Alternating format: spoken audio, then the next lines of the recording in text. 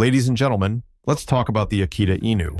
Now, this is a breed that has some serious gravitas, and not just because it's got a name that sounds like it belongs in a samurai movie. The Akita Inu is like the canine equivalent of a James Bond character, mysterious, dignified, and probably holding a grudge against the world. You see one of these dogs, and you know you're in the presence of something special, or at least something that thinks it's special. The grand entrance. First off, let's address the elephant in the room. These dogs look like they've just stepped out of a historical epic. They've got this grandiose air about them, like they're royalty or something.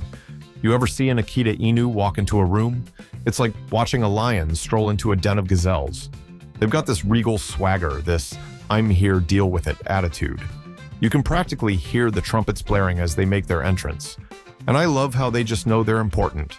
They don't walk into a room, they make an entrance.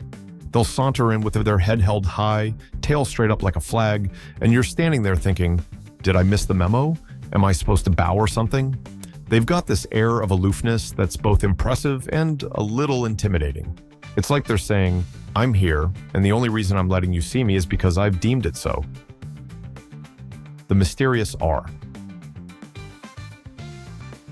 Now, Akitas are not exactly the most forthcoming dogs.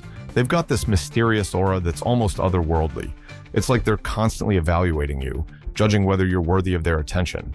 They don't just give you their loyalty, they grant it to you. And let me tell you, that's not something you take for granted. It's a privilege, like being accepted into an exclusive club where you have to prove your worth every single day. You ever try to understand an Akita? Good luck with that. They're not the most transparent of dogs. It's like trying to figure out what's going on in the head of a high-ranking government official. They've got this poker face that's unbreakable.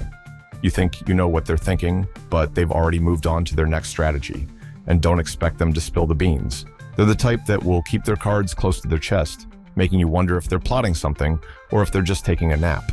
The independence factor. One of the things that cracks me up about Akitas is their independence. These dogs are like the introverts of the canine world. They don't need your constant attention or validation. They're quite content with their own company.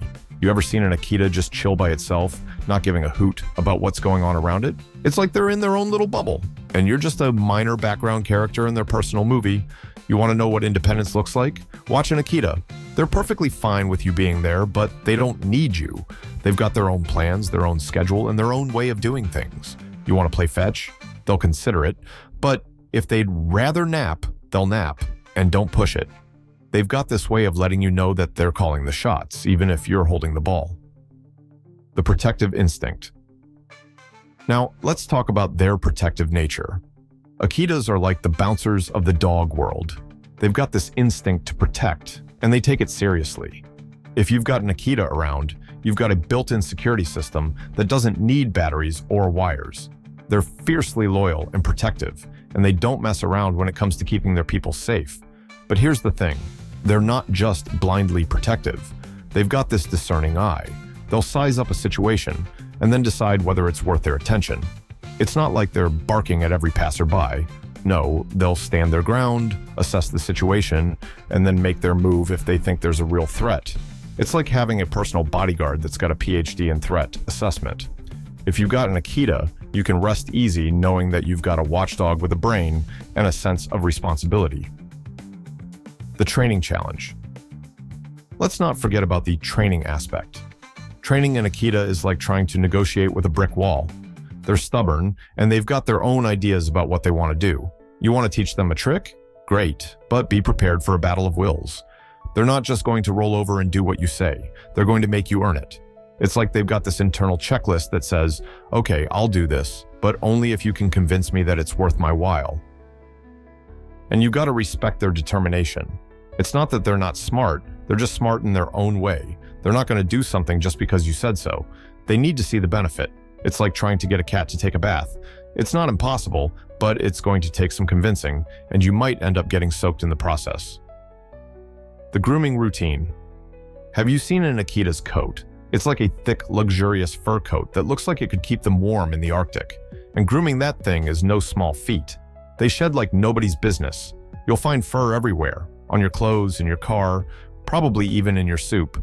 It's like they're leaving a trail of themselves wherever they go, and they're not even sorry about it. And the grooming routine? That's a whole event. You gotta brush them regularly, or else you're going to be living in a fur-filled house. They're like walking, shedding machines, and if you're not up for the task, you might as well resign yourself to a life of vacuuming. It's part of the deal when you have an Akita. They're not just a pet, they're a commitment.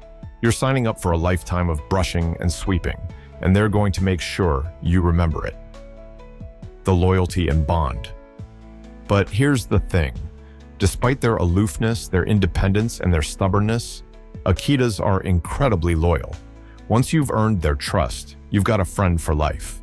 They may not show it all the time, but they've got this deep, unwavering loyalty that's hard to find. They're not the type to get attached easily, but when they do, they're with you through thick and thin. And that loyalty is what makes all the other stuff worth it. All the grooming, all the stubbornness, all the fur everywhere. It's worth it because you've got a companion that will stand by you. They're not just dogs, they're family. And in a world where things can be pretty unpredictable, having an Akita by your side is like having a constant, dependable presence that makes everything a little better.